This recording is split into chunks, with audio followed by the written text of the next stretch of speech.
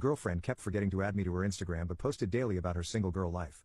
When I asked about it, she called me weirdly obsessive and said, "Not everything has to be about you." I didn't say a word, just walked away. 10 days later, she showed up at my door with her mom, begging me to talk. I've never been big on social media. At 41, I'm from that generation that remembers life before smartphones. I have accounts, sure, but I post maybe once a month, usually pictures of my restored '67 Mustang or the custom furniture I build in my workshop. My life happens in the real world, not online. Chloe was different. 15 years younger, she lived and breathed Instagram. When we met 8 months ago at a mutual friend's barbecue, I was attracted to her energy, her laugh, the way she seemed genuinely interested in my boring stories about woodworking and classic cars. She was beautiful, yes, but it was her apparent authenticity that drew me in. The first couple of months were great. We'd go hiking, try new restaurants, spend weekends at my cabin by the lake. I introduced her to my friends, my brother and his family, even took her to dinner at my parents' house. She seemed to fit in perfectly, charming everyone with her quick wit and warm smile. But I started noticing something odd. Despite taking dozens of photos whenever we were together, Chloe never posted any that included me. Her Instagram remained filled with solo shots, girls' nights out, and carefully staged photos of food, sunsets, and cocktails. The captions often referenced her single girl adventures or independent life. At first, I didn't think much of it. Social media wasn't my thing, and maybe she wanted to keep some parts of her life private. But as weeks turned into months, it became impossible to ignore, especially when I overheard her friends teasing her about her secret boyfriend at a party. "He's not secret," she laughed. "I just keep my personal life offline." Yet her personal life seemed to be entirely online, except for me. She documented everything from her morning coffee to her bedtime skincare routine. Everything except the man she was supposedly in a relationship with. It came to a head last month. We'd spent a perfect Sunday together, farmer's market in the morning, then I taught her how to use my lathe to make a small wooden bowl, followed by dinner at a new bistro downtown. She took dozens of photos throughout the day, including several selfies of us together that I thought were quite good.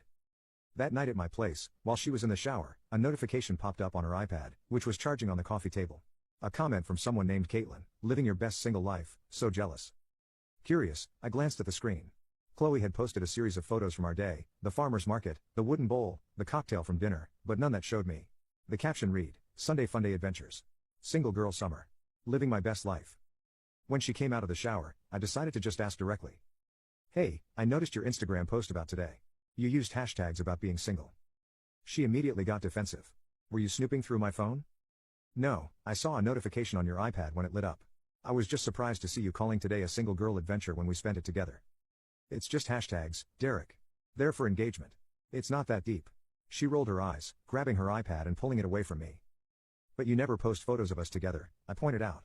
"In 8 months, not a single one. And you post every day. Multiple times." "Not everything has to be about you," she snapped. "God, you're being weirdly obsessive about this. It's just social media. Who cares?"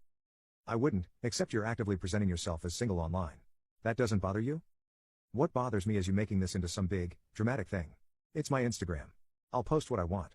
Why are you so insecure?" There it was. The deflection. The turning of tables, making me the problem for simply asking a reasonable question. I'd seen this pattern before, though I tried to ignore it. Anytime I raised a concern, no matter how gently, I was too sensitive or overreacting. I didn't argue. Didn't raise my voice. I just nodded, stood up, and walked to the door. "Where are you going?"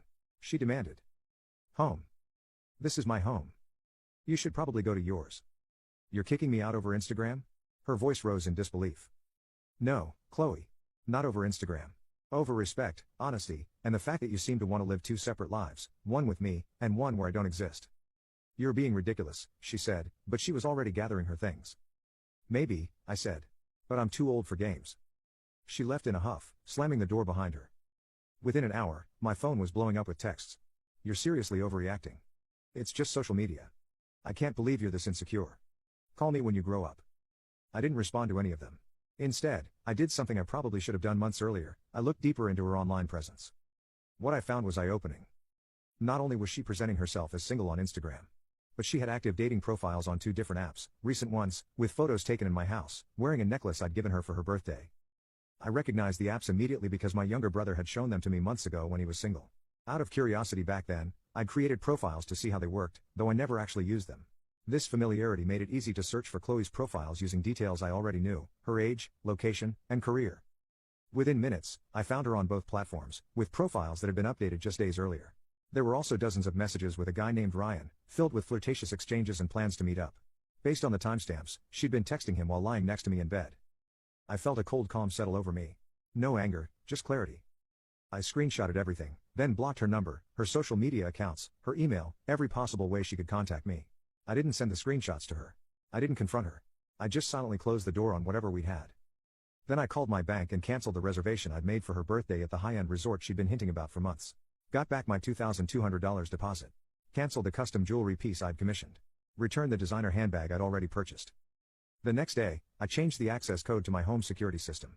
She'd had the code since month 3 of our relationship, when she started occasionally staying over. I also changed the password to my Netflix and Hulu accounts.